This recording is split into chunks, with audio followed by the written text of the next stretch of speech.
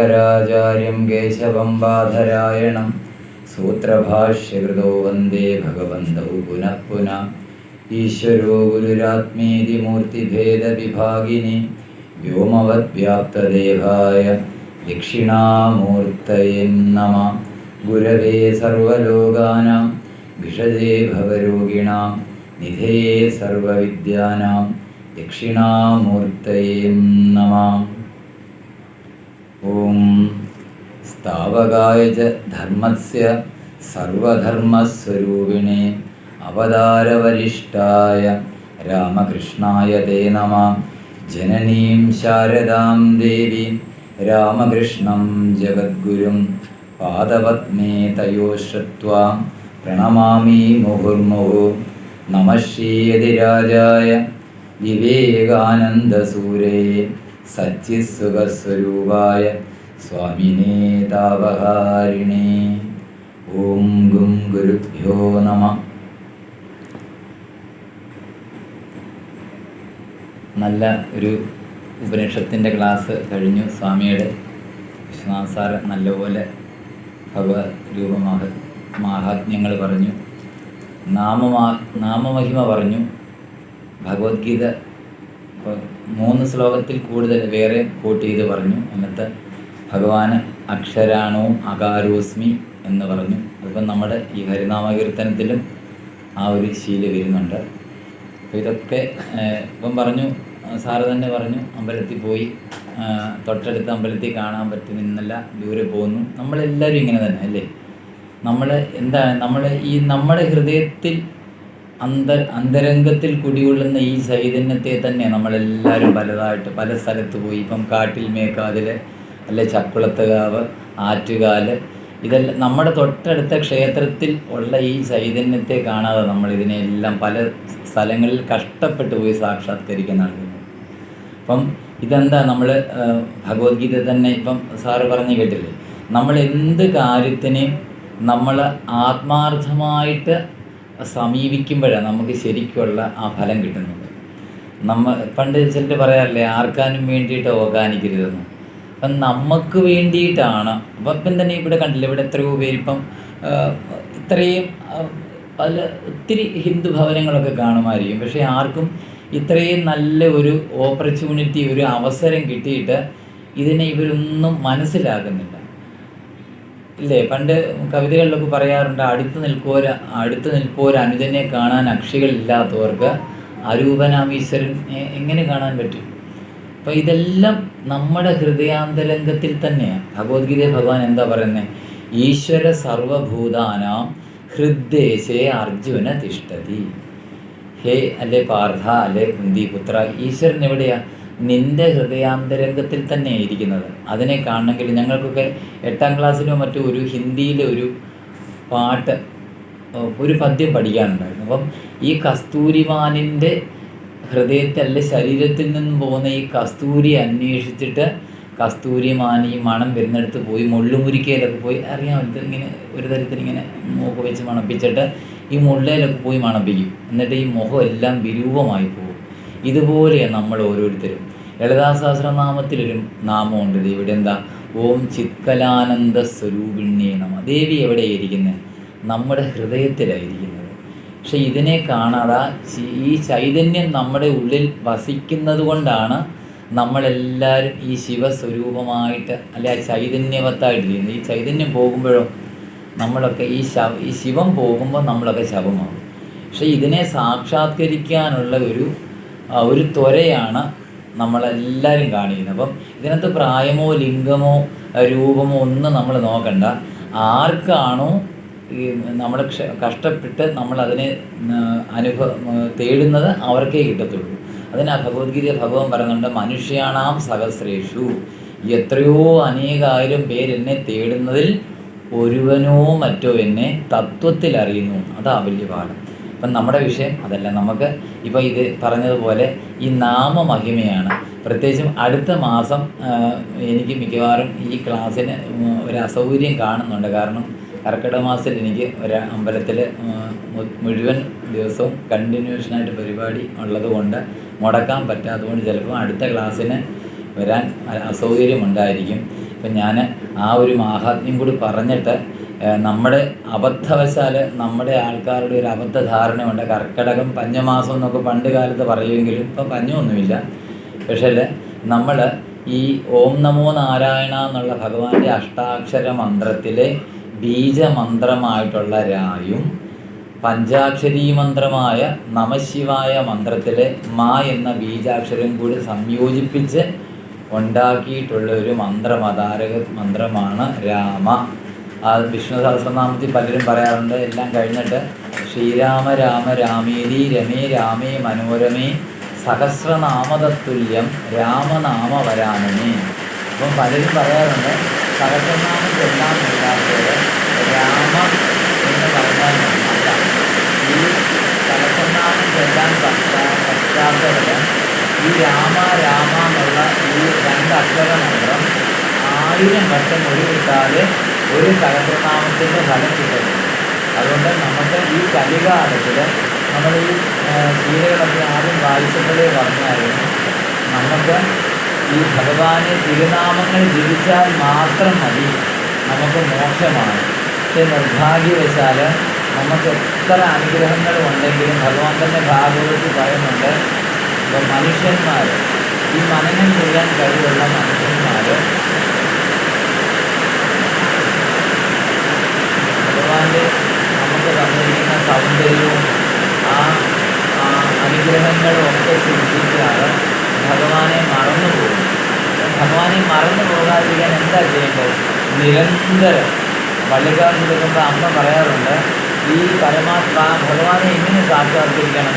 ഒരു പ്രായപൂർത്തിയാകുന്ന ഒരു ആൺകുട്ടി ഒരു പെണ്ണിനെ വശീകരിക്കാൻ എന്തെല്ലാം ചേഷ്ടകൾ കാണിക്കാറുണ്ടല്ലേ? ട്യൂൺ ചെയ്യുക എന്നുള്ളത്.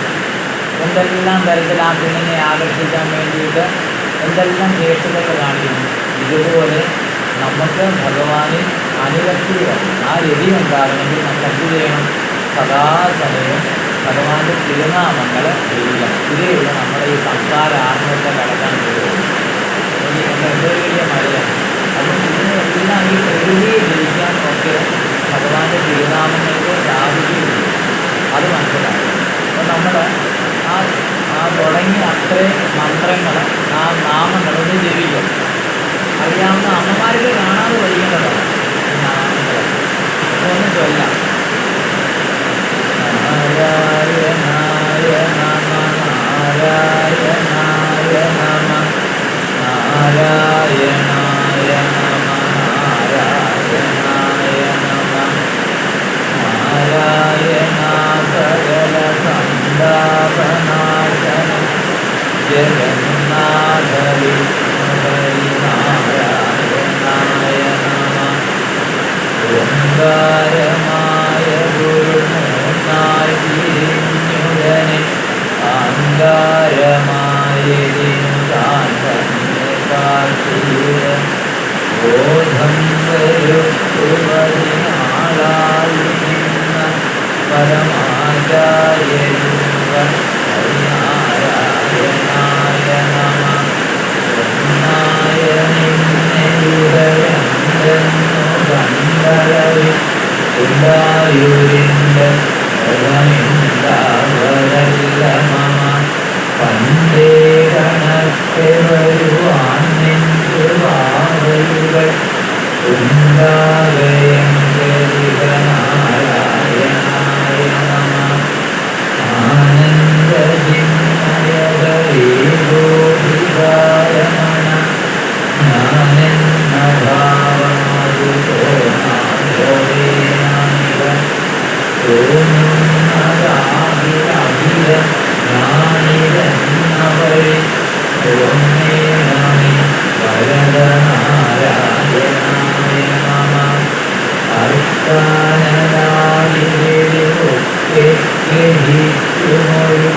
കണ്ണിന്നു കണ്ണു മനമാകുന്ന കണ്ണറിന് കണ്ണായിരുന്നതൊരു താനെന്നുറയ്ക്കുമളവാനന്ദമെന്തു ഹരിനാരായണായ നമ ഹരിനാമകീർത്തനമിതുരജൈവതിന്നൊരു അരുളാജദേവകൾ അരുള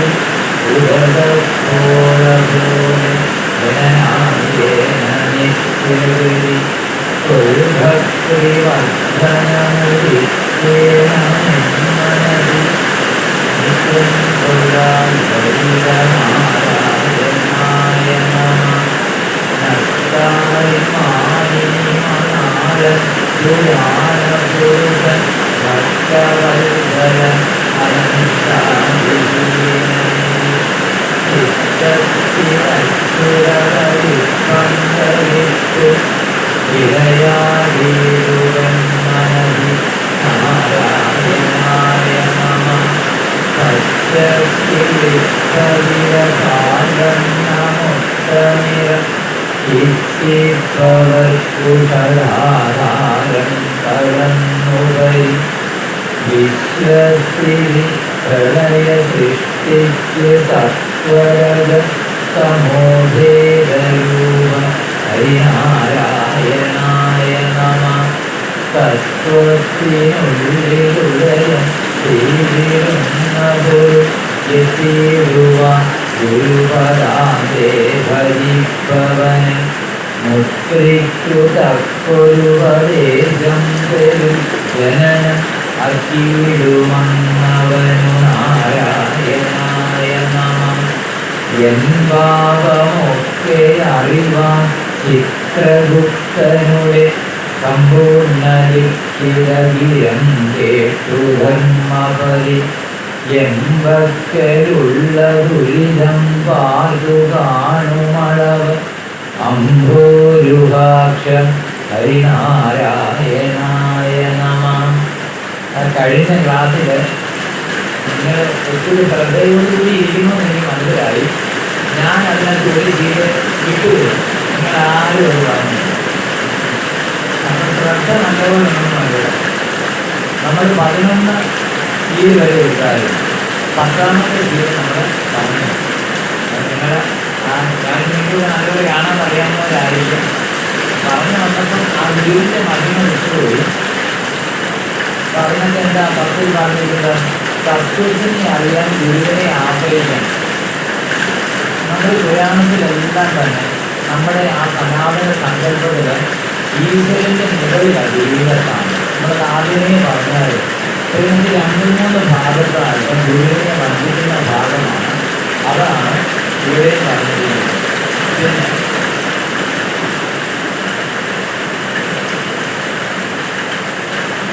ഈ ഗുരു ബ്രഹ്മസ്വരൂപം തന്നെയാണ്. നമ്മൾ യോഗ ദക്ഷിണാമൂർത്തി എന്നൊക്കെ പറയാറുണ്ട്. ഈ യോഗ ദക്ഷിണാമൂർത്തിയും പരബ്രഹ്മമാണ്.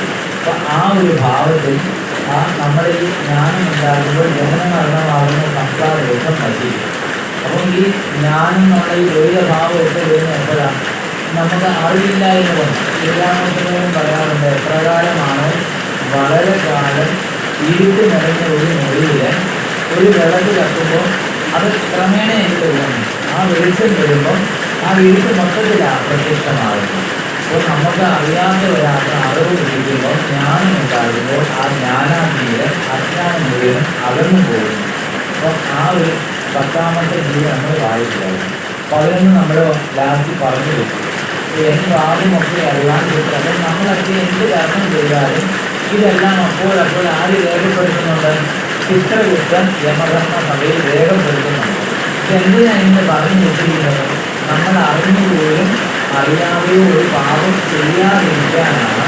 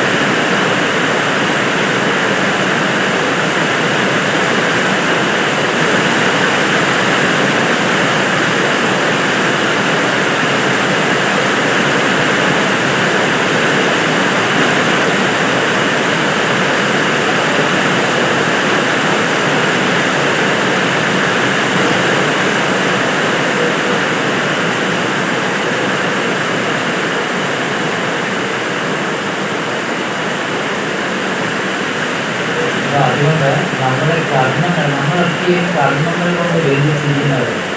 നമുക്കിപ്പോൾ നിങ്ങൾക്ക് ഇവിടെ വന്നിരിക്കാൻ തോന്നുന്നത് നോക്കിയാൽ നിങ്ങൾക്ക് എന്തെല്ലാം കാര്യങ്ങൾ കേൾക്കാമായിരുന്നു. പക്ഷെ എങ്കിലും ആ സത്സംഗത്തിന് പോകണം എന്ന് തോന്നുന്നത് നമ്മുടെ ഒന്നും ഇല്ല.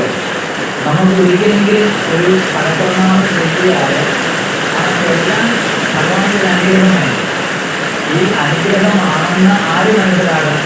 നമ്മൾ സ്വയം മനസ്സിലാകണം. നമുക്ക് ആ സത്സംഗങ്ങളിൽ ആ നല്ല സംഘങ്ങളിൽ പോകാനും ഒരനുഗ്രഹം ഉണ്ടെങ്കിലേ നമ്മൾ ആദ്യത്തെ ജീവിത വായിച്ചപ്പോഴേ പറഞ്ഞു ശ്രീമദ് ഭാഗവതം നമ്മൾ ആര് കയ്യിലെടുക്കണം. നമ്മൾ ശ്രീമദ് ഭാഗവതം കയ്യിലെടുക്കണമെങ്കിൽ എന്ത് വേണം? ആ ഭഗവാന്റെ അനുഗ്രഹം വേണം. അനുഗ്രഹം എങ്ങനെ വേണം? നമ്മുടെ മുൻ ജന്മത്തെ സഞ്ചിത പ്രാരബ്ധ ആർജിത കർമ്മങ്ങളിൽ സ്വായത്തമാക്കുന്നതാണ് കർമ്മങ്ങൾ. അപ്പോൾ എന്താ ആദ്യമേ പറഞ്ഞു, ഏതസ്മാദപരം കിഞ്ചിത് മനഃശുദ്ധ്യൈ ന വിദ്യതേ ജന്മാന്തരേ ഭവേ പുണ്യം തഥാ ഭാഗവതം ലഭ്യത്. എത്രയോ ജന്മങ്ങളുടെ സുഹൃതം കൊണ്ടാണ് നമുക്ക്, അത് നിങ്ങൾക്ക് എനിക്കുൾപ്പെടെയുള്ളവർക്ക് ഈ ഒരു ഗുരുവിൻ്റെ ആ കൃപ കൊണ്ട് ഇവിടെ വന്നിരിക്കാൻ തോന്നുന്നത്. അല്ല നമ്മുടെ ഒരു മിടുക്കാണ്, നമ്മുടെ ധനത്തിൻ്റെ മുൻകാണ്, ഒന്നുമല്ല. നമ്മുടെ മുൻജന്മത്തെ ആ സംസ്കാര വാസനകൾ കൊണ്ടാണ് നമുക്കിവിടെ വന്നിരിക്കാൻ പറ്റുന്നതും ഒരു തിരുനാമം ഒരിക്കലെങ്കിലും ജപിക്കാൻ പറ്റുന്നതും എന്ന് ആര് മനസ്സിലാക്കണം?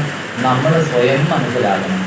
നമുക്കെപ്പോഴാണ് നമുക്ക് അന്നും പറഞ്ഞു രണ്ടുപേരെ ഒരു മരണത്തെക്കുറിച്ച് നേരിട്ട് അറിഞ്ഞവർ, ഒന്ന് ഖഡ്ഗവങ്കൻ ഒരു നിമിഷം കൊണ്ട് അല്ലെങ്കിൽ ഒരു മാത്രം കൊണ്ട് മരിക്കും എന്നറിഞ്ഞിട്ടും അദ്ദേഹം ഇന്ദ്രനോട് പറഞ്ഞ് ഭൂമിയിൽ വന്ന് ഭഗവാനെ നമസ്കരിച്ച് അല്ലെ ഭഗവാനെ ധ്യാനിച്ച് ആ പദം പോയി. പിന്നെ പരീക്ഷിത്ത് ഗർഭത്തിൽ വെച്ച് പരീക്ഷിത്ത് അറിഞ്ഞു, തനിക്ക് അദ്ദേഹത്തെ പരീക്ഷിച്ചു, അതുകൊണ്ട് പരീക്ഷത്തിൽ നിന്ന് നാമം കിട്ടി.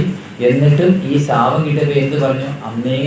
പണ്ടേ ഞാൻ മരിച്ചു, ഭഗവാന്റെ കൃപ കൊണ്ട് ഇത്രയും ജീവിച്ചു. അതുകൊണ്ട് അദ്ദേഹം വേറെ എങ്ങും പോയില്ല.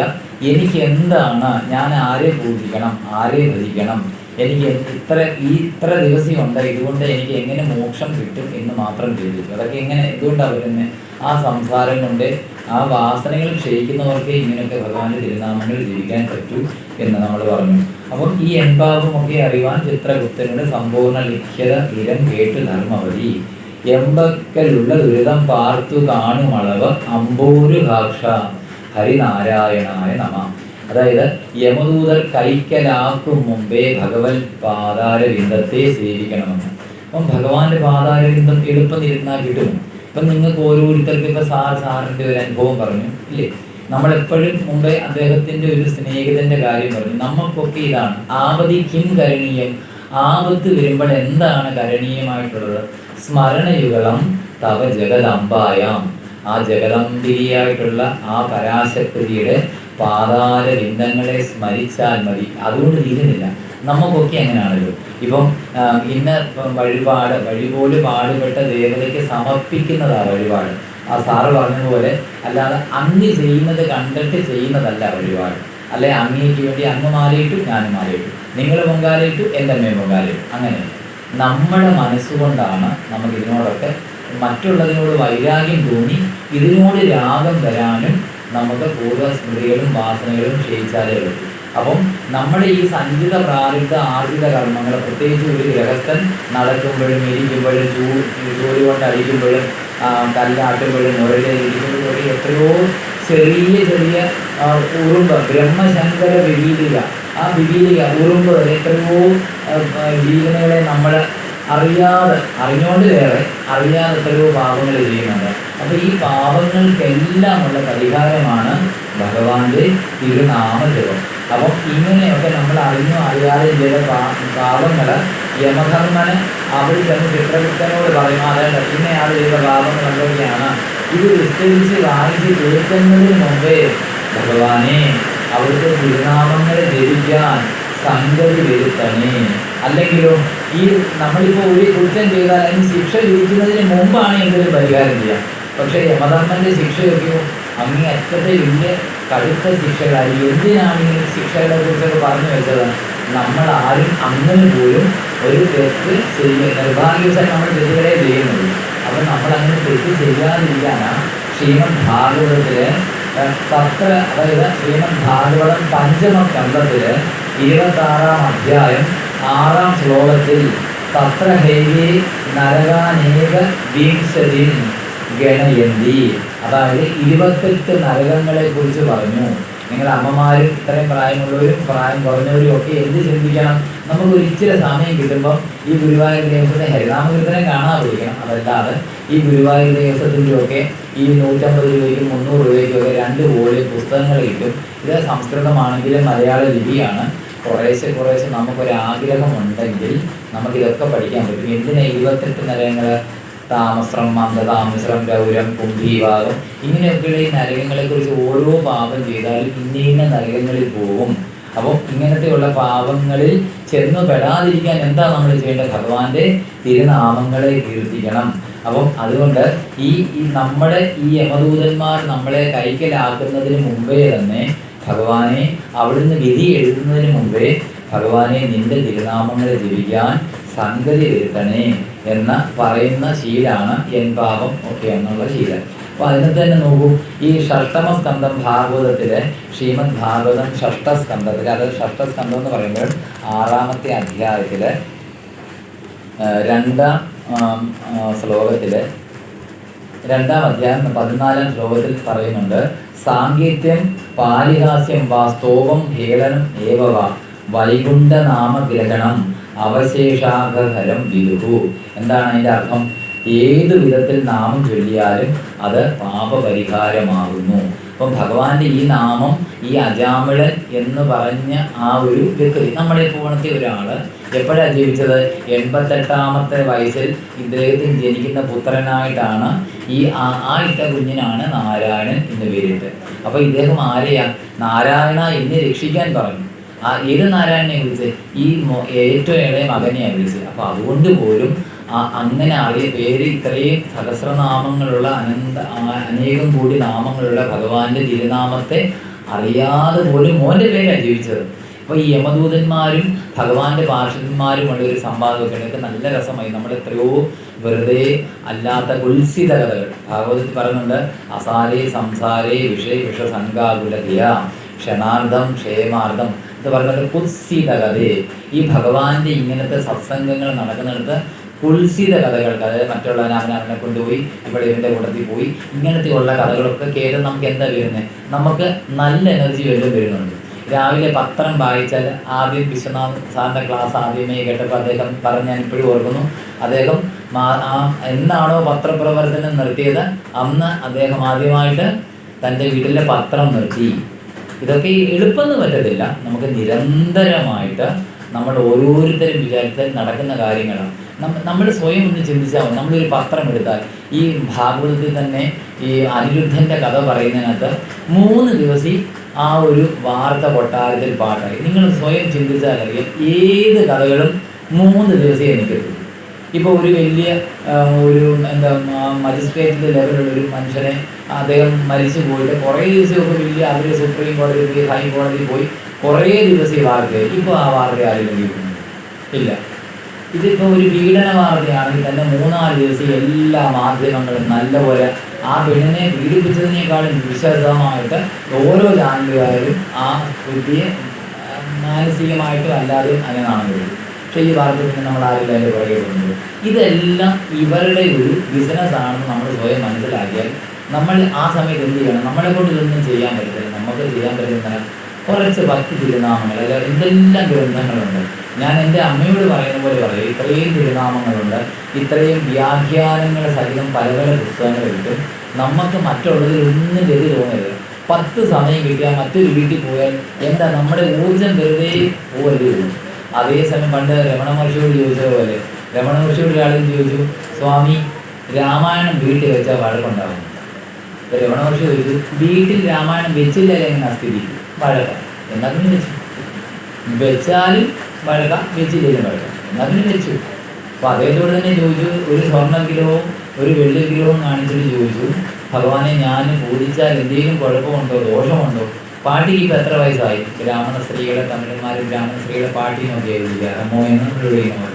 അപ്പം പാട്ടിക്ക് ഇപ്പോൾ എത്ര വയസ്സായി? 88 സ്വാമി. പൂജിച്ചാലും മരിക്കും, പൂജിച്ചില്ലേലും മരിക്കും. എന്നാൽ പിന്നെ പൂജിച്ച് മരിക്കും. അപ്പം സദ്ഗുരുക്കന്മാരൊക്കെ അങ്ങനെ കാണുന്നത്. നമ്മൾ വെറുതെ പറഞ്ഞ് സമയം, നമ്മുടെ എനർജി വേസ്റ്റ് ആകുന്ന സമയം അത്രയും ഭഗവാന്റെ തിരുനാമങ്ങൾ ജപിക്കാൻ വേണ്ടിയിട്ട് നമുക്ക് മനസ്സുണ്ടാകണം. മറ്റുള്ള കഥകളൊന്നും കേട്ടിട്ട് യാതൊരു പ്രയോജനമില്ല. ആശുപത്രിയിൽ ഈ വെന്റിലേറ്ററിലൊക്കെ ഇടുമ്പം ഈ കഥകൾ കേട്ടിട്ട് വലിയ പ്രയോജനമുണ്ട്. നേരെ മറിച്ച് നമ്മൾ നിരന്തരം എന്താണോ ഇത്രയും നാളും നമ്മൾ ശീലിച്ചത് അതേ നമ്മുടെ കിടക്കയിൽ നമ്മൾ ഓർക്കത്തുള്ളൂ. അതുകൊണ്ട് ഭാഗവതമൊക്കെ അല്ലെങ്കിൽ ഈ ഹരിനാമ കീർത്തനങ്ങളൊക്കെ എന്താണ്, ഈ ഭഗവാന്റെ തിരുനാമങ്ങളൊക്കെ നമുക്ക് ജീവിക്കുമ്പോൾ നമുക്ക് എന്താ വരുന്നത്? അന്തേ നാരായണ സ്മൃതി. നമുക്കൊന്നുമില്ലാതെ ആരും ഗജേന്ദ്രനെ പോലെ ആരുമില്ല. കുറച്ച് നാളൊക്കെ നിങ്ങൾക്ക് എത്ര പണമുണ്ടെങ്കിലും അല്ലെങ്കിൽ എത്ര ബന്ധുക്കാരുണ്ടെങ്കിലും ഇവരൊക്കെ നമുക്കൊരു ആക്സിഡൻറ്റ് പറ്റിയാൽ അല്ലെങ്കിൽ ഒരു ക്രൈസിസ് വരുമ്പം കുറച്ച് ദിവസമൊക്കെ അല്ലേ നിങ്ങൾക്ക് എല്ലാവർക്കും നിങ്ങളുടെ ബന്ധുക്കാരെ കുറിച്ച് അറിയാം. അവരൊക്കെ ചിലപ്പം പണമുള്ളവരാണെങ്കിൽ ഒരു മാസം വന്ന് നിങ്ങളെ ശുശ്രൂഷിക്കുമായിരിക്കും. ഒരു മാസം കഴിയുമ്പോഴും ക്രമേണ നമുക്കും ബുദ്ധിമുട്ടായി തുടങ്ങും. സ്വന്തം അമ്മയ്ക്കാണേലും ഭാര്യ എവിടം വരെ വരും.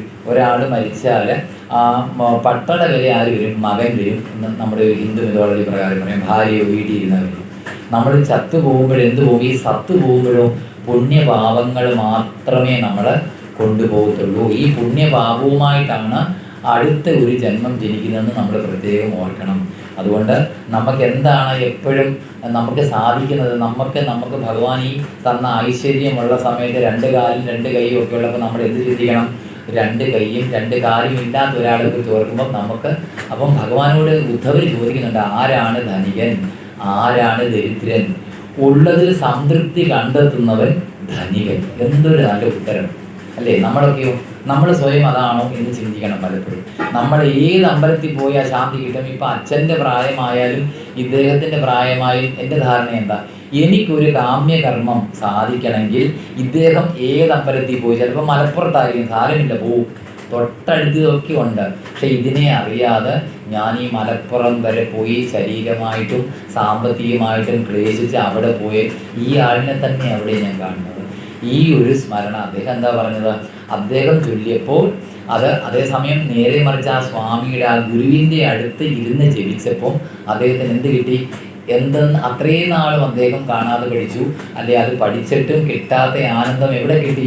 ആ നെട്ടയത്തെ ആശ്രമത്തിൽ ഇരുന്ന് ജപിച്ചപ്പോൾ ഇതേപോലെ വേറൊരു ക്ലാസ്സിലും പറഞ്ഞ് ഞാൻ കേട്ടിട്ടുണ്ട്. അപ്പോൾ ഇതെന്താണ്? നമ്മുടെ അനുഭവമാണ് ഗുരു.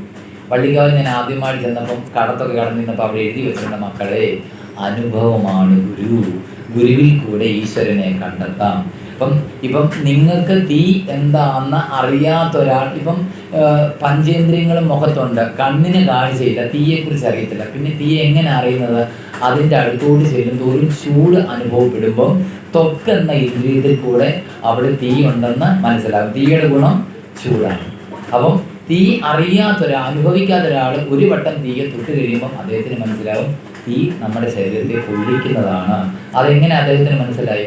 ഇദ്ദേഹത്തിന് സ്വയമേവ അനുഭവമുള്ളതുകൊണ്ട് ഇദ്ദേഹത്തിന് മനസ്സിലായി തീ നമ്മുടെ ശരീരത്തെ പൊള്ളിക്കുന്നതാണെന്ന് മനസ്സിലായി. അപ്പം അനുഭവമാണ് ഗുരു. ഒരു വട്ടം അനുഭവം വന്നു കഴിഞ്ഞാൽ പിന്നെ നമ്മളൊരാൾ പറഞ്ഞു തരണം. നമ്മുടെ അനുഭവത്തിൻ്റെ വെളിച്ചത്തിൽ അതിനെ അനലൈസ് ചെയ്യാൻ തുടങ്ങും. അപ്പം ഇങ്ങനെ ഭഗവാനെ ഏത് വിധത്തിൽ ഭഗവാന്റെ അതും ഈ ലക്ഷണം ഈ ഷഷ്ഠസ്കന്ധത്തിലാണ്, പഞ്ചമസ്കന്ധത്തിലാണ് 28 നരകങ്ങളെക്കുറിച്ച് ഭാഗവതത്തിൽ പറഞ്ഞു. അപ്പോൾ ഈ നരകത്തിൽ പെടാതിരിക്കാൻ എന്ത് ചെയ്യണം എന്ന ചോദ്യത്തിന് മറുപടിയായിട്ട് അജാമിളോപാഖ്യാനം എന്ന കഥ. അജാമിളൻ ആരാണ്? നമ്മൾ ഓരോരുത്തരുമാണ്. ഈ അജാമിളനും ഈ ഗജേന്ദ്രനും ഒക്കെ ആരാ? നമ്മൾ ഓരോരുത്തരുമാണ്. നമ്മുടെയൊക്കെ ധാരണ ഗജേന്ദ്രൻ എന്താണ്? അത്രയും നാളും ആ തടാകത്തിൽ തൻ്റെ ഇണകളുടെ കൂട്ടത്തിൽ സല്ലപിച്ച് പിന്നെ ആചാര്യന്മാർ അനുസ്മരിക്കാറുണ്ട്. ഗജേന്ദ്രൻ വേറൊരു കാര്യം കൂടി ചെയ്തു, ആ തടാകം മുഴുവനും മലീനമസമാക്കി. അപ്പം അത് മറ്റുള്ളവർക്ക് പ്രയോജനമുള്ള ഒരു കാര്യത്തെ നമ്മൾ ദുരുപയോഗം ചെയ്യുമ്പോഴും ഭഗവാന്റെ അവതാരങ്ങൾ ഉണ്ടാകാം. ഇതാണ് കാളീയമർദ്ദനം എന്ന കഥയും നമ്മളെ അനുസ്മരിപ്പിക്കുന്നത്. കാളിയൻ അവിടെ കിടക്കുന്നത് കൊണ്ട് അദ്ദേഹത്തിൻ്റെ ആ ഗുണം കൊണ്ട് ആ ദേശത്തുള്ള പക്ഷി മൃഗാദികൾക്കൊക്കെ നാശം സംഭവിച്ചു. ആ വായു പോലും മലിനമായിപ്പോയി. ഇതിനെ ഒന്നും നമ്മൾ പ്രകൃതിയെ മുഴുവനും മുമ്പേ സാറ് പറഞ്ഞു അല്ലേ, ഈ വിരാട് സ്വരൂപ ധ്യാനത്തെക്കുറിച്ച് അദ്ദേഹം അനുസ്മരിച്ചു. അപ്പം നമ്മൾ പ്രകൃതിയെ കണ്ടാൽ എന്ത് ഓർക്കണം? ഈ പ്രകൃതി മുഴുവനും ഭഗവാന്റെ വിരാട് സ്വരൂപം ആണ് എന്ന എപ്പോഴാണോ നമുക്ക് ബോധം വരുന്നത് അപ്പോഴാണ് നമ്മൾ ശരിക്കുള്ള ഭഗവാനാകുന്നത്. അല്ലാന്നുള്ള രുദ്രാക്ഷം ഇട്ടത് കൊണ്ടോ കുറേ ധാരാളം പൊറി വരച്ചത് കൊണ്ടോ ഒന്നും നമ്മൾ ഇതൊന്നും ഇല്ലെങ്കിലും ഭക്തനാകാം. നമ്മുടെ സന്യാസി എന്ന് പറയുമ്പോൾ എന്താ? എല്ലാത്തിനെയും ത്യജിക്കാൻ പറ്റുമ്പോഴാണ് സന്യാസിയാകുന്നത്. നമ്മൾ സ്വയമേവ ഇതിനെയൊക്കെ മനസ്സിൽ ഉൾക്കൊണ്ട് ജീവിക്കുമ്പോൾ നമ്മൾ സന്യാസിയല്ല. വിവേകാനന്ദ സ്വാമിയോട് ഒരാൾ ചോദിച്ചു എന്നാണ് പറയുന്നത്, സ്വാമിക്ക് താടിയും മുടിയൊന്നുമില്ല. അപ്പം വിവേകാനന്ദ സ്വാമി പറഞ്ഞു, എൻ്റെ മനസ്സിൽ മുഴുവനും താടിയും ജടയും ഒക്കെയാണ്. അപ്പം പുറമേ കാണിക്കലല്ല ഭക്തി. ഭക്തി ആരാ? നമ്മൾ ഭക്തനാണ് നമ്മളോട് പറയേണ്ടത് ആരാ? ഭഗവാൻ തന്നെ വേണം. എൻ്റെ ഭക്തനാണ്. രണ്ടുപേരോട് ഒന്ന് സുധാമാവിനോട് പറഞ്ഞു അല്ലേ? നമ്മുടെ ഭാഗവതമൊക്കെ വായിക്കും, നമ്മൾ സ്വയം നമ്മളെക്കുറിച്ച് അനലൈസ് ചെയ്യേണ്ട കാര്യങ്ങളാണ്. അപ്പം ഭഗവാൻ പറഞ്ഞാലേ നമ്മളൊക്കെ ഭക്തന്മാരാകും. ഇല്ലെങ്കിലും നമ്മളൊക്കെ ഭഗവാനെ അന്വേഷിക്കാൻ നടക്കുന്നുണ്ട്. 1000 പേരിൽ ഒരാളാണ് നമ്മുടെ ഉള്ളിൽ. അതിനകത്ത് നമ്മുടെ സത്വഭക്തിയാണോ തമോ ഗുണഭക്തിയാണോ രാജസ ഭക്തിയാണോ എന്നൊക്കെ തീരുമാനിക്കുന്ന ആരാ? ഭഗവാൻ വേണം തീരുമാനിക്കണം. നമ്മളൊക്കെ ഭഗവാനെ ആശ്രയിക്കാൻ ആഗ്രഹിക്കുന്നവരാണ്. അപ്പം അത് നമ്മൾ മറക്കരുത്. അപ്പം അതുകൊണ്ട് ഈ എത്രയോ എത്ര പ്രായശ്ചിത്തം ചെയ്താലും ഭഗവത് നാമ കീർത്തനം ഒന്ന് തന്നെയാണ്. പ്രായശ്ചിത്തമില്ലാത്ത മഹാപാതകങ്ങൾക്ക് കൂടി പ്രായശ്ചിത്തം. അപ്പം പ്രായശ്ചിത്തമില്ലാത്ത ഒരു കർമ്മമാണെങ്കിലും കണ്ടിട്ടില്ലേ നിങ്ങളൊക്കെ അടുത്തുള്ള അമ്പലങ്ങളിലൊക്കെ വലിയ പരിഹാരമൊക്കെ നടത്തുമ്പോൾ എന്താ വായിപ്പിക്കുന്നത്? ഉറക്കെ ജപിക്കും അമ്മമാർ, ഉറക്കെ നാരായണ നാരായണ ജപിക്കാം അല്ലേ? ഉറക്കെ ആ മനനാത്രായതേ ഇത് സ്വാമി പറഞ്ഞു. ഉപനിഷത്തുകളെല്ലാം എന്തുവാണെന്ന് സ്വാമി പറഞ്ഞത്? മറ്റുള്ളതൊക്കെ ശ്ലോകമാണ്. ഉപനിഷത്ത് എന്താണെന്ന് സ്വാമി പറഞ്ഞു? മന്ത്രങ്ങളാണ്. അപ്പം നമ്മളിതൊക്കെ പറയുന്നതിന് ചുമ്മാതെ വലതുവശത്തെ ഇവിടെ കേട്ട് ഇടത്തോട് വിട്ടാൽ പോരാ. നമ്മൾ ഭാഗവതാദി പുരാണങ്ങളായാലും ഈ ഹരിനാമ കീർത്തനങ്ങളാണേലും നമ്മൾ ചുമ്മാതെ വായിച്ചാൽ പോരാ. ആദ്യമായിട്ട് വായിച്ചപ്പം ഒരു ചേച്ചി, ആ ചേച്ചി ഇന്നില്ല, പറഞ്ഞു ഞങ്ങളും ഒക്കെ ഹരിനാമ കീർത്തനം കാണാതെ പഠിക്കുന്നവർ, പക്ഷേ ഇത്രയും വലിയ അർത്ഥങ്ങളുണ്ടെന്ന് അറിയത്തില്ലായിരുന്നു. അപ്പോൾ ഇതിനെ എന്ത് ചെയ്യണം? നമ്മൾ 4 ശ്ലോകങ്ങൾ എടുത്തിട്ട് ഈയിടെ ഒരു വീട്ടിൽ ചെന്നപ്പോൾ അവിടെ ഒരു സപ്താഹവുമായിട്ട് ബന്ധപ്പെട്ടിരുന്നപ്പം ആ ചേച്ചി പറഞ്ഞു, മോനെ എനിക്കിതുപോലെ ഇത് ലളിതാ സഹസ്രനാമം അറിയത്തില്ലായിരുന്നു. അപ്പോൾ ഞാനൊരു പുസ്തകം മേടിച്ചിട്ട് ദിവസം എനിക്ക് 5 നാമം വീതേ അനുസ്മരിക്കാൻ പറ്റുള്ളൂ. അപ്പോൾ ഞാൻ ഓം ശ്രീ മാത്രേ നമ, അല്ലെ ഓം ശ്രീ മാത്രേ നമ, ഓം ശ്രീ മഹാരാജ്ഞി നമ, ശ്രീമൽ സിംഹാസനേശ്വരി നമ, ചിത് അഗ്നികുണ്ഡ സംഭൂതായ നമ, ദേവകാര്യ സമുദിതായ നമ, ഇങ്ങനെ 5 മന്ത്രങ്ങൾ വീതം ഞാൻ ഒത്തിരി നാളെടുത്തു. മതി, ദിവസവും ഒരു 5 മന്ത്രം ജപിക്കുമ്പോൾ ഒരു അരമണിക്കൂറെങ്കിലും ഭഗവാന്റെ എവിടെയാണ്? ഭഗവാന്റെ കൂട്ടത്തിലെ ഇവരുടെ വാസം. അത് നമ്മൾ ചിന്തിച്ചാൽ മതി. നമ്മൾ ഇത്രയും തിരുനാമങ്ങളും നാമങ്ങളും ഒക്കെ ഭഗവാന്റെ കൂട്ടത്തിലാണ്. അപ്പം നമ്മുടെ മനസ്സിൽ മറ്റെല്ലാ ഇന്ദ്രിയങ്ങളും നമ്മൾ വിട്ടിട്ട് വൈരാഗ്യം വന്നിട്ട്, മറ്റേ നമ്മൾ ഇപ്പോൾ ഒരാളുടെ തോന്നിക്കുന്ന നമ്മുടെ ഈ വ്യവഹാരത്തിലുള്ള വൈരാഗ്യമല്ല, മറ്റുള്ളത് വിഷയങ്ങളോടൊക്കെ വൈരാഗ്യം വന്നിട്ട് ഭഗവാനോട് വൈരാഗ്യം ഉണ്ടാകണം. അപ്പോഴാണ് ഈ നാമങ്ങളുടെയൊക്കെ ഫലം നമുക്ക് അനുഭവവേദ്യമാകുന്നത്. പിന്നെന്ത് പറഞ്ഞു? നക്ഷത്രപംക്തികളും ഇന്ദുപ്രകാശവും ഒളിക്കും ദിവാകരനുദിച്ചങ്ങുയർന്നളവിൽ പക്ഷീഗണം ഗരുഡനെ കണ്ടു കൈതൊഴുതു രക്ഷിക്കയെന്നടിമ നാരായണായ നമ. അപ്പം ഈ ഒരു ശീലിൽ പറഞ്ഞു, മോക്ഷകാരണമായ ജ്ഞാനമുണ്ടായാൽ അജ്ഞാനങ്ങൾ നീങ്ങിപ്പോകും. അപ്പം നമുക്കെന്താ? നമ്മളെല്ലാവരും ശ്രമിക്കുന്നത് എന്താണ്? ആ അവസ്ഥയിലെത്താനാണ്. ലളിതാ സഹസ്രനാമത്തിൽ ദേവി ഒരു പേരുണ്ട്, കൈവല്യാനന്ദ സ്വരൂപിണിയാണ്. അപ്പം നമ്മളൊക്കെ സാമീപ്യം, സാരൂപ്യം, സാരൂപ്യം, ഇതൊക്കെ നമ്മുടെ ഓരോ പടികളാണ്. അപ്പം നമ്മൾ കഴിഞ്ഞ ക്ലാസ്സിൽ പറഞ്ഞായിരുന്നു ഷഡാധാരങ്ങൾ. എന്താ ഈ ഷഡാധാരങ്ങൾ? നമ്മളൊക്കെ ചെറുപ്പത്തിൽ കീർത്തനങ്ങളൊക്കെ അമ്മമാർക്കൊക്കെ അറിയാം. എളുപ്പമായുള്ള വഴിയെ കാണുമ്പോൾ ഇടയ്ക്കിടെ 6 പടിയുണ്ട്, പടി 6ഉം കടന്ന് അവിടെ ചെല്ലുമ്പോൾ ശിവനെ കാണാവും ശിവശംഭോ എന്ന് പറഞ്ഞു. അപ്പോൾ എന്താണ് ഈ 6 പടി എന്ന് കഴിഞ്ഞ ക്ലാസ്സിൽ പറഞ്ഞതാണ്. മൂലാധാരം, സ്വാധിഷ്ഠാനം, മണിപൂരകം, അനാഹതം, വിശുദ്ധി, ആജ്ഞ. ഇതിൻ്റെ മുകളിലത്തെ പടിയിലെത്തണമെങ്കിൽ എന്ത് വേണം? നിരന്തരമായിട്ട് നമ്മൾ തപസ്. നമുക്ക് എന്തെങ്കിലും ഒരു കാര്യം വേണമെങ്കിൽ നിരന്തരം അതിനെക്കുറിച്ച് നമുക്കൊരു സ്മരണ ഉണ്ടാകും അല്ലേ? അപ്പം നമുക്ക് ഈശ്വരനെ അറിയണമെങ്കിലും അതുപോലെ നിരന്തരമായിട്ട് അവിടുത്തോടുള്ള ആ ഭക്തി. ആചാര്യന്മാരൊക്കെ, ഞങ്ങളുടെ ഒരു ഗോപാലകൃഷ്ണ വൈദിക് സാറ്, ഞങ്ങളുടെ ആചാര്യത്തിനായിട്ടുള്ള സാറ് പറയാറുണ്ട്, ഭഗവാനോട് ഭക്തി വരാൻ എന്ത് ചെയ്യണം? ഭഗവാനോട് പ്രാർത്ഥിക്കണം, ഭഗവാനെ എന്നെ പ്രേമിക്കണം, എന്നെ പ്രേമിക്കണം. ഇങ്ങനൊരു ഭാവം വരുമ്പോൾ ഭഗവാൻ നമ്മളെ തീർച്ചയായിട്ടും പ്രേമിക്കും. അപ്പോൾ ഈ ഒരു ഭാവം വേണം നമുക്കൊക്കെ. ആ ഒരു ഭാവം ഉണ്ടായാൽ, പള്ളിക്കാവ് ചിലപ്പോൾ അമ്മ പറയാറുണ്ട്, ഈ ജഗദമ്ബയോട് എന്ത് വേണം നമ്മൾ പ്രാർത്ഥിക്കാൻ? പരാശക്തിയായ അമ്മ എൻ്റെ കൈ പിടിച്ച് നയിക്കണേ. നേരെ മറിച്ച് ഞാനാണ് അമ്മയുടെ കൈ പിടിക്കുന്നെങ്കിൽ, അല്ലേ, ശരിയല്ലേ? ഒരു കുഞ്ഞും അമ്മയും കൂടെ നടന്നു പോകുമ്പം അമ്മയാണ് കുഞ്ഞിൻ്റെ കൈ പിടിക്കുന്നതെങ്കിൽ അമ്മ ഈ കുഞ്ഞിൻ്റെ കൈ വിടുമോ? നിങ്ങൾ തന്നെ വിലയിരുത്തേണ്ട കാര്യങ്ങളതെല്ലാം. നേരെ മറിച്ച് കുഞ്ഞാണ് അമ്മയുടെ കൈ പിടിക്കുന്നതെങ്കിൽ 7 നിമിഷവും അപകടം സംഭവിക്കാം, ഇല്ലേ? ഇതുപോലെ ആയിരിക്കണം നമ്മുടെ ഭാവം. അമ്മേ, അമ്മ എൻ്റെ കൈ പിടിച്ച് നയിക്കണേ എന്നായിരിക്കണം. ഇതൊക്കെ ഈ മാനസപൂജയുടെ ഏറ്റവും വലിയ ഒരു ഹിംസയും ഇല്ലാത്ത ശാരദാദേവിയൊക്കെ മാനസപൂജയ്ക്ക് ഒത്തിരി പ്രാധാന്യം കൊടുക്കുന്നുണ്ട്. ശാരദാമാതാവ് പറയാറുണ്ട്, ഒരു പൂ ഇറുക്കുമ്പോൾ പോലും ആ ഒരു ഭാവം നമുക്ക് വേണം. ഇത് ഇപ്പം അദ്ദേഹം പറഞ്ഞ പോലെ അവിടുന്ന് ഇവിടുന്ന് കട്ടും മോട്ടിച്ചു ഒന്നും ഭഗവാന് ആ ഗുഢാനപ്രീത മാനസായ നമാണ്.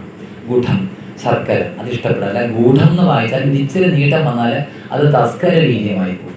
ഭഗവാൻ ആ ദേവതയെല്ലാം ശുദ്ധമായ ആ ദ്രവ്യങ്ങളെ ഇഷ്ടപ്പെടുന്നത്. അപ്പം നമ്മൾ കൊടുക്കുന്നതും ശുദ്ധമാകാൻ നമ്മൾ ശ്രമിക്കണം. അപ്പം എന്താണ് ഇതിൻ്റെ നക്ഷത്രങ്ങളുടെയും ചന്ദ്രൻ്റെയും മറ്റും പ്രകാശങ്ങളൊക്കെയും ശരിയല്ല. നമ്മൾ രാത്രിയിലൊക്കെ കാണുമ്പോൾ നല്ല നക്ഷത്രങ്ങൾ, ഒത്തിരി നക്ഷത്രങ്ങൾ ചന്ദ്രനെയൊക്കെ കാണും. നേരെ മറിച്ച് സൂര്യൻ ഉദിക്കും തോറും ഇതെല്ലാം അവിടെ ഉണ്ട്, പക്ഷെ നമുക്ക് കാണാൻ പറ്റുമോ? അതൊക്കെ നമ്മുടെ ദൃഷ്ടിക്ക് അഗോചരമാകും. അപ്പം അതുപോലെ ഈ നക്ഷത്രങ്ങളും ചന്ദ്രനും മറ്റും ഇങ്ങനെയൊക്കെയുള്ള ഇത്യാദികളുണ്ടെങ്കിലും ആദിത്യൻ ഉദിച്ചു പൊങ്ങുമ്പോൾ എന്താണ്, ഈ മറ്റുള്ളതിൻ്റെ പ്രകാശം അസ്തമിക്കും. ഇതുപോലെ തന്നെയാണ് എത്രയും വേഗത്തോട് പറക്കുന്ന പക്ഷികളൊക്കെ. നമ്മൾ രാവിലെയൊക്കെ എഴുന്നേൽക്കുന്നവരാണ്, മുകളിലോട്ട് നോക്കിയാൽ ഗരുഡനൊക്കെയുള്ള ഈ നമ്മൾ പക്ഷി ശ്രേഷ്ഠ നമ്മളെ ഗരുഡനെയൊക്കെ മന്ത്രം ജപിക്കാറുള്ളവരല്ലേ. കുങ്കുമാങ്കിത ഗാത്രായ കുന്ദേന്ദു ധവളായ വിഷ്ണുവാദ നമസ്തുഭ്യം ക്ഷേമം കുരു സദാ മമ ഗരുഡൻ്റെ മന്ത്രമാണ്. അപ്പം ക്ഷേത്രങ്ങളിലൊക്കെ നമ്മൾ ഈ വാഹന പൂജ നിങ്ങളെല്ലാ ക്ഷേത്രത്തിലും എഴുതി വെച്ചിരുന്നതാണ്. അപ്പോൾ ഈ വാഹനം ആയിട്ട് എന്തിനെയാണ് ഇവർ ഈ ഗരുഡനായിട്ട് ഇതിനെ സങ്കല്പിക്കുന്നത്? എത്ര വലിയ വാഹനമാണ്. ഇപ്പോൾ ആനയെ കൊണ്ട് ദേവത എഴുന്നേൽപ്പിക്കുകയാണേലും തന്ത്രിമാരൊക്കെ പറയും ഈ ആനയെ സംസ്കരിച്ച് ഇതിനെ സംസ്കരിക്കുന്നത് എങ്ങനെ? താന്ത്രിക ക്രിയകളിൽ കൂടി ഇതിനെ സംസ്കരിച്ചിട്ട് ഇതിനെ ഗരുഡ വാഹനമായിട്ടാണ് പിന്നെ അവർ യൂസ് ചെയ്യുന്നത്. അപ്പം ആ സങ്കല്പമായത് ഇതെല്ലാം ഒരു സങ്കല്പം. അപ്പം ഇതിനെ ക്രോഡീകരിച്ച് ആചാര്യന്മാർ വെച്ചിരിക്കുക ഇതിനെ. അപ്പം എത്രയും വേഗമോടെ പറക്കുന്ന ഈ പക്ഷിക്കൂട്ടങ്ങളും ഗരുഡനെ കാണുമ്പോൾ കാൽക്കൽ വീണ് നമസ്കരിക്കുന്നു, ഇങ്ങനൊരു സങ്കല്പം. അപ്പം അതിനാൽ ഭഗവൻ നാമത്തെ ഉച്ചരിക്കാൻ സകലവിധമായ പാപക്ഷരം എത്ര നമ്മൾ പാപങ്ങൾ ചെയ്താലും അങ്ങനെയുള്ള ആ പാപക്ഷയകരമായ എല്ലാ ദോഷങ്ങളും ഭഗവാന്റെ നാമോച്ചാരണത്തിലാൽ അതെല്ലാം മാഞ്ഞു പോകും, അല്ലെങ്കിൽ ഇല്ലാതാകും. അങ്ങനെയുള്ള രീതിയിൽ ഭഗവാനെ നാരായണ, അങ്ങനെ എനിക്ക് സംഗതി വരുത്തി തരണേ, അങ്ങനെ എപ്പോഴും ഭഗവാനെ അവിടുത്തെ തിരുനാമങ്ങളെ ജപിക്കാൻ എന്നെ അനുഗ്രഹിക്കണേ നാരായണ, അതിനായിട്ട് അവിടുത്തെ നമസ്കരിക്കുന്നു എന്ന് പറഞ്ഞ് ആ ഒരു ശീലം കിട്ടും. ഇനി ഈ ഒരു ശീലം കൂടെ നമുക്ക് വായിച്ചിട്ട് ഇവിടെ നിർത്താം. എന്താണ്? മൽപ്രാണനും പരനും ഒന്നുറപ്പന് തൽപ്രാണദേഹമനിത്യം കളത്രധനം സ്വപ്നാദിയിൽ പലതു കണ്ടാലുണർന്നവനോടൊപ്പം ഗ്രഹിക്ക ഹരിനാരായണായ നമഃ. അപ്പം ഈ ജീവേശ്വരന്മാർ ഒന്നെന്ന് ഭാവിക്കുമ്പോൾ പ്രപഞ്ചം നശിക്കുമെന്ന് ഈ ശീലം കൊണ്ട് പറഞ്ഞു. അപ്പം ഈ ആരാണ് ഈ ഞാനും ഈശ്വരനും രണ്ടെന്ന് ഭാവിക്കുമ്പോഴാണ് നമുക്ക് ഈ പ്രശ്നങ്ങളെല്ലാം. അത് നമ്മൾ ആദ്യമേ പറഞ്ഞു, ഞാനെന്ന ഭാവം. ഈ ഞാനെന്ന ഭാവമാണ് നമ്മുടെ ഈ പരബ്രഹ്മ സ്വരൂപമായിട്ടുള്ള ഈശ്വരൻ്റെയും ഇടയ്ക്ക് ഞാൻ ഐ എന്നുള്ള ഒരു മതിൽ നിൽക്കുന്നുണ്ടെന്ന് ആചാര്യന്മാർ രമണ മഹർഷിക്ക് എപ്പോഴും പറയും. ഈ ഐ, ഈ ഞാനെന്ന ഭാവത്തെ കളയലാണ് നമ്മുടെ ഓരോരുത്തരുടെയും ലക്ഷ്യം. അപ്പം എന്ത് വേണം അതിന്? ഇപ്പം മനുഷ്യൻ്റെ പ്രാണനും ദേഹവും അനിത്യമാണ്, അത് നശിക്കുന്നതാണ്. നമ്മൾ കമ്പിതപത്ര രാമായണത്തിലൊക്കെ പറയുന്നുണ്ട്, കമ്പിതപത്രാഗ്രി ലഗ്നാമ്പു ബിന്ദുവൽ സമ്പതിച്ചീടും ആയുസ്സും അതിനശ്വരം. വിറച്ചുകൊണ്ടിരിക്കുന്ന ഇല കണ്ടിട്ടില്ലേ? അങ്ങനത്തെ ഇലകളൊക്കെ ആൽ ഉള്ള അമ്പലമൊക്കെ കണ്ടിട്ടില്ലേ? ആൽമരത്തിലെ ആലിൻ്റെ ഇലകൾ എപ്പോഴൊക്കെ ഇങ്ങനെ. അപ്പം അങ്ങനെ കമ്പിതപത്രം, ഇളകിക്കൊണ്ടിരിക്കുന്ന ഇലയുടെ അറ്റത്ത് പറ്റിപ്പിടിച്ചിരിക്കുന്ന ജലഗണിക പോലെ ക്ഷണികമാണ് എന്ത്? നമ്മുടെ ജീവിതം. ശീര്യതേ ഇത് ശരീരം. പുഴു അരിക്കുന്നവരെ കണ്ടിട്ടുണ്ടോ ആരെയും? എന്തിനാണ് നമ്മളിങ്ങനെ ആചാര്യന്മാരൊക്കെ ഇടയ്ക്കിടയ്ക്ക് ആശുപത്രികൾ സന്ദർശിക്കണം, അല്ലെങ്കിൽ നമ്മുടെ ക്യാൻസർ സെൻ്ററൊക്കെ സഞ്ചരിക്കണം എന്ന് എന്തുകൊണ്ടാണ് പറയുന്നത്? നമ്മുടെ കുറച്ച് അഹങ്കാരം. ഇപ്പം പ്രളയം വന്നപ്പം എത്രയോ ഈ CCTV ഉള്ളവൻ്റെ ഉൾപ്പെടെ CCTV ഉൾപ്പെടെ പോയില്ലേ? ഇല്ലേ? ഈ അജാമിളോപാഖ്യാനത്തിൽ ഭഗവാൻ 12 CCTV ക്യാമറ നേരത്തെ വെച്ചിട്ടുണ്ട്. നമുക്കിപ്പോഴല്ലേ CCTV കണ്ടുപിടിച്ചത്. ഇതിനു മുമ്പേ ഈ ചിത്രഗുപ്തൻ രേഖപ്പെടുത്തുന്ന സമയത്ത് എന്തൊക്കെയാണ്? അഗ്നി, കാറ്റ്, ചന്ദ്രൻ, നക്ഷത്രങ്ങൾ, ഇവർക്കൊക്കെ ഭഗവാൻ കൊടുത്തിരിക്കുക നിങ്ങൾ ഓരോരുത്തരുടെ ഭാവം എഴുതി വെക്കാൻ. അതുകൊണ്ട് നമ്മുടെയൊക്കെ ധാരണ വലിയൊരു വീടും വെച്ച് കെട്ടി, വലിയ കുന്നം പ്രദേശത്ത് വലിയ വൻ മതിലും കെട്ടി, കുറച്ച് CCTV പിടിപ്പിച്ചാൽ, ഞാൻ എല്ലാവരോടും ചോദിക്കും, ഏതെങ്കിലും ഒരു CCTVക്കകത്ത് കാലൻ വന്ന് ഇദ്ദേഹത്തിനെ കൊണ്ടുവന്ന് കാണിച്ചിട്ടുണ്ട്? അല്ല, നമ്മൾ സ്വയം ഒന്ന് ചിന്തിക്കണം. നിങ്ങളുടെയൊക്കെ മക്കളുടെയൊക്കെ വീട്ടിൽ ഈ CCTV ഒക്കെ കാണും. പക്ഷേ ഈ CCTVയിലൊന്നും നമ്മുടെ പ്രാണൻ പോകുന്നത് വരത്തില്ല. അത് നമ്മളെപ്പോഴും ചിന്തിക്കണം. ഇതെല്ലാം നമ്മുടെ ശരീരത്തിൽ നിന്ന് ഒരു രോമം പൊഴിഞ്ഞാൽ പോലും ആര് രേഖപ്പെടുത്തും? ഇതൊക്കെ ഭഗവാൻ അറിയുന്നത്. അർജുനനും ഭഗവാനും തമ്മിലുള്ള വ്യത്യാസമാണ്. ഭഗവാന് വർത്തമാനവും ഭൂതവും ഭവ്യവും അറിയാം, ഇനിയും വരുന്നതും അറിയാം. പക്ഷേ അർജുനനും ഇതറിയാൻ പറ്റും. ഇതാണ് നമ്മുടെ തമ്മിലുള്ള വ്യത്യാസം എന്ന് ഭഗവാൻ പറഞ്ഞു. അപ്പം നമ്മളതാണ്, നമുക്കൊത്തിരി പരിമിതമുള്ള ഒത്തിരി എത്ര നമ്മളുണ്ടെങ്കിലും, ഇപ്പോൾ അംബാനിക്കാണേലും ലിമിറ്റേഷൻ ഇല്ലേ? ഉണ്ട്. അത് നമ്മൾ മനസ്സിലാക്കണം. അപ്പം ഇവരാരും ഈശ്വരൻ്റെ മുകളിലല്ല. അപ്പം ഈ പുത്ര മിത്ര കളത്രം, അപ്പം ഭാര്യ, കുഞ്ഞുങ്ങൾ, ഈ ധാന്യാദികൾ, ഇവയൊന്നും ഇതെല്ലാം നമ്മുടെ സ്വപ്നം പോലെയാണ്. ഇല്ല, നമ്മളിപ്പം നിങ്ങളൊക്കെ ചില സ്വപ്നം കാണുമ്പോൾ അംബാനിയുടെ വീട്ടിൽ ചിലപ്പോൾ അദ്ദേഹത്തിനുള്ളിൽ ആഹാരം കണ്ടെന്നൊക്കെ വരും. പക്ഷേ ഇതൊക്കെ അന്നേരം നിങ്ങൾക്ക് ഇതെല്ലാം വാസ്തവമായിരുന്നല്ലേ? നിങ്ങളെല്ലാവരും സ്വപ്നം കാണുന്ന സമയത്ത് പറഞ്ഞ് നല്ല സുഖ സ്വപ്നമാണെങ്കിൽ നിങ്ങൾ എഴുന്നേൽക്കത്തേയില്ല. അതേസമയം ഭീകര സ്വപ്നമാണെങ്കിൽ ചാടി എഴുന്നേൽക്കും. ഇതുപോലെ സ്വപ്നം കാണുന്ന സമയത്ത് ജാഗ്രത സ്വപ്ന സുഷുപ്തിയിൽ, അതിനകത്ത് ഈ സ്വപ്നാവസ്ഥയിൽ നമ്മൾ അതിൽ തന്നെ രമിക്കുകയാണ് ചെയ്യുന്നത്, അല്ലേ? അങ്ങനെ അല്ലെന്ന് ആരെങ്കിലും പറയാമോ? സ്വപ്നത്തിലും എനിക്ക് നല്ല ബോധമുണ്ടെന്ന് ആരും പറയത്തില്ല. അപ്പോൾ അങ്ങനെയുള്ള അവസ്ഥയിൽ നമ്മൾ അതിൽ രമിക്കുന്നു. പക്ഷേ ഈ സ്വപ്നം പോയി കഴിയുമ്പോഴോ നമ്മുടെ ആ ശരിക്കുള്ള റിയാലിറ്റി മനസ്സിലാകും. അപ്പം അങ്ങനെ ഈ സ്വപ്നം പോലെ ഇതെല്ലാം നശിച്ചു പോകുന്നതാണെന്ന് നമുക്ക് സ്വയം ബോധം വരണം. അപ്പോൾ ഇക്കാണാകെ ഈ ലോകവും പുത്രനും ഭാര്യയും കളത്രവും ഇതെല്ലാം സത്യമല്ല. ആ സത്യം ആരാണ്? താൻ തന്നെയാണെന്നുള്ള ബോധം എനിക്കുണ്ടാകണേ. അതിനായിട്ട് ഭഗവാനെ എനിക്ക് സാധിക്കണേ എന്ന് പറഞ്ഞ് ഭഗവാനെ നമസ്കരിക്കുന്നു. അപ്പം ഈ മൽപ്രാണൻ വരെയുള്ള ശീലിൽ ഷീ എന്നുകൊണ്ട് 2 സംഖ്യ, ഗ കൊണ്ട് 3, ന കൊണ്ട് 5, പ കൊണ്ട് 1, താ കൊണ്ട് 6. ഇത് സംഖ്യകളായി പറഞ്ഞത്. നമുക്ക് 51 അക്ഷരാളി എന്നൊക്കെയല്ലേ നമ്മൾ സങ്കല്പിക്കാറ്. അതിനകത്ത് ഷീ കൊണ്ട് 2 എന്ന സംഖ്യയും, ഗ കൊണ്ട് 3 എന്ന സംഖ്യയും, ന കൊണ്ട് 5 എന്ന സംഖ്യയും, പ കൊണ്ട് 1 എന്ന സംഖ്യയും, താ കൊണ്ട് 6 എന്ന സംഖ്യയും, എ ഗണപതയെ അതിനകത്ത് എ കൊണ്ട് 1 എന്ന സംഖ്യയും, ന എന്നത് ശൂന്യമാണ് നമ്മുടെ സംഖ്യാശാസ്ത്രത്തിൽ, മാ കൊണ്ട് 5ഉം, ആകെ 51 അക്ഷരങ്ങളുടെ ശീലികളാണ് ഈ എഴുത്തച്ഛന് ഇവിടെ നമ്മൾ അനുസ്മരിക്കുന്നത്. അതിനകത്ത് ഹരിഷി ഗണപതയെ നമ, ആ മാ വരെയുള്ള ശീല ഇവിടെ അവസാനിച്ചു. അപ്പോൾ ഈ ഹരിനാമ കീർത്തനം 51 അക്ഷരത്തിൽ ഓരോ അക്ഷരങ്ങളും കൊണ്ടും ഓരോ ശീലുകൾ എഴുതാൻ ഭാവിക്കുന്നു എഴുത്തച്ഛൻ. അപ്പം അതിന് ചുരുക്കത്തിൽ ഇത് സരസ്വതീ ദേവിയുടെ, നമ്മുടെ ഈ രാമായണമൊക്കെ കിളിപ്പാട്ട് വായിക്കുന്ന അമ്മമാർക്കറിയാം. എന്താ, വാരിത് തന്നിൽ തിരമാലകളെന്ന പോലെ ഭാരതീ പദാവലി തോന്നേണം കാലേ കാലേ. എന്നിട്ട് ഈ സരസ്വതി മാതാവിനെ വർണ്ണവിഗ്രഹേ എന്നും പറഞ്ഞിട്ടുണ്ട്. അപ്പോൾ ഈ സംഖ്യശാസ്ത്രത്തിൽ ഈ 51 അക്ഷരങ്ങളും ദേവിയുടെ ആ പാദം മുതൽ കേശം വരെയുള്ള വർണ്ണനകളായിട്ടും ഇവിടെ പറയുന്നുണ്ട്. അപ്പം ഈ അംഗങ്ങളെല്ലാം അക്ഷരസ്വരൂപമാണ് എന്നും പറഞ്ഞ് ഈ മാ വരെയുള്ള പ്രകരണങ്ങൾ ഭഗവാന്റെ തൃപ്പാദാരബിന്ദങ്ങളിൽ സമർപ്പിച്ചു. എന്തെങ്കിലും തെറ്റ് പറഞ്ഞിട്ടുണ്ടെങ്കിൽ ക്ഷമിക്കണം. അടുത്ത മാസം അറിയാമല്ലോ, നിർഭാഗ്യവശാൽ നമ്മളൊക്കെ ഇത് രാമായണ മാസമെന്ന് പറയുന്നു. പക്ഷേ രാമായണം എന്നും വായിക്കേണ്ട ഗ്രന്ഥമാണ്. സ്വാമിക്ക് ഒരു കഥ പറയാൻ കാണും, അതുകൊണ്ട് ക്ഷമിക്കണം. നമുക്ക് അടുത്ത ക്ലാസ്സിൽ ബാക്കി വിസ്തരിക്കും. ഹരിയും.